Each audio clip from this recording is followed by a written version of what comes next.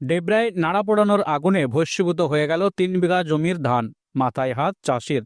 অগ্রহায়ণ মাসের মাঝামাঝি সময় গ্রাম বাংলার মাঠগুলিতে শুরু হয় ধান তোলার প্রক্রিয়া।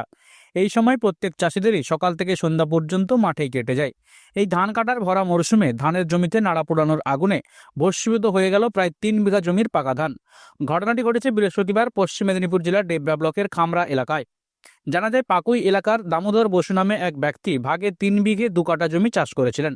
দামোদর বাবুর পাশের জমিগুলোতে ধান উঠে গিয়েছিল আগেই, কিন্তু দামোদর বাবুর পাকা ধান জমিতেই ছিল। পাশের জমিগুলোতে ধান উঠে যাওয়ায় জমিতে নাড়া পোড়ানো চলছিল। বাতাসের কারণে সেই নাড়া পোড়ানোর আগুন গিয়ে ওই ধানের জমিতে আগুন লেগে যায়, নষ্ট হয়ে যায় পুরো ধানের জমি। দামোদর বাবুর বাড়ি ধানের জমি থেকে প্রায় 2 কিলোমিটার দূরে।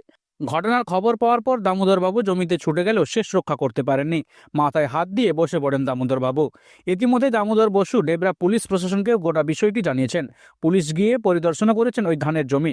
এই তো আমার ধান পড়ে গেছে, কে যে আগুন ধরাইছে ওটাই তো আমি কিছুই ঠিক করতে পারছি না। দেখুন, ওই জমিনের খড় পোড়ানোর চান্সটা বেশি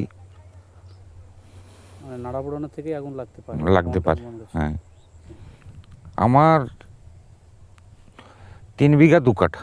আচ্ছা, ক্ষয়ক্ষতির পরিমাণ মানে টাকার মূল্যে কত কি হতে পারে? লাখখানিক টাকার ধান তো হতোই। আচ্ছা, একটা নিয়ে প্রশাসনকেও জানিয়েছি, প্রশাসন থাকতে ভিলেজ পুলিশ আসছিল আর সিভিক এসেছিল, ফটো টটো তুলে নিয়ে গেছে। আচ্ছা, তারপরে ওনারা বলছেন ধানটা কেটেলেন, দেখছি। আজকে এডিওর লোক এসেছিল, এডিও সাহেব এসেছিল। কিছু আশ্বাস মিলেছে? না না, কিছু আশ্বাস এখনো দেখছি বলছেন। আচ্ছা আচ্ছা। পাশাপাশি ডেবরা ব্লকের কৃষি আধিকারিকও পরিদর্শন করেছেন। প্রাথমিকভাবে দামোদর বসু জানিয়েছেন প্রায় 1 লক্ষ টাকার বেশি ক্ষতি হয়েছে তার। যদিও ডেবরার বিডিও প্রিয়ব্রত রাঢ়ী জানিয়েছেন, আমরা একাধিক পাবলিসিটি করেছি, আমরা বিভিন্ন জায়গাতে অ্যাওয়ারনেস ক্যাম্প করেছি, মিটিং করা হয়েছে এগ্রিকালচার দপ্তরের পক্ষ থেকে। তারপরেও এই ধরনের একটা ঘটনা ঘটে যাওয়াটা যথেষ্ট দুর্ভাগ্যজনক। যাই হোক, আমরা মোটামুটি এই ব্যাপারটার প্রতি আরও বেশি নজর দেওয়ার চেষ্টা করছি, যাতে কোনো ধরনের এরপরে ফার্দার কোনো ঘটনা না ঘটে।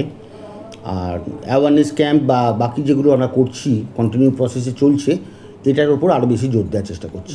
হ্যাঁ, এটা নিয়ে অলরেডি কনসার্ন অ্যাডমিনিস্ট্রেশনের সঙ্গে কথা বলে নিচ্ছি, যাতে ফার্দার কোনো ধরনের অ্যাকশন নেওয়া যায়, যাতে এই ধরনের ঘটনা কোথাও না ঘটে। আর যিনি করেছেন তার এগেনস্টে দেখা যাক, আমরা ব্যবস্থা নেওয়ার চেষ্টা করছি।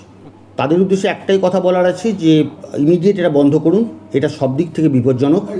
এবং এই ব্যাপারে আমরা অ্যাওয়ারনেস ক্যাম্প যেগুলো করছি সেগুলোতে অংশগ্রহণ করুন, এবং এটা কতটা ক্ষতিকারক সব দিক থেকে সেটা বোঝার চেষ্টা করে ইমিডিয়েট এটাকে বন্ধ করুন। ডেবরা থেকে অমিত কারাড়ির রিপোর্ট, দ্য মিদনাপুর টাইমস।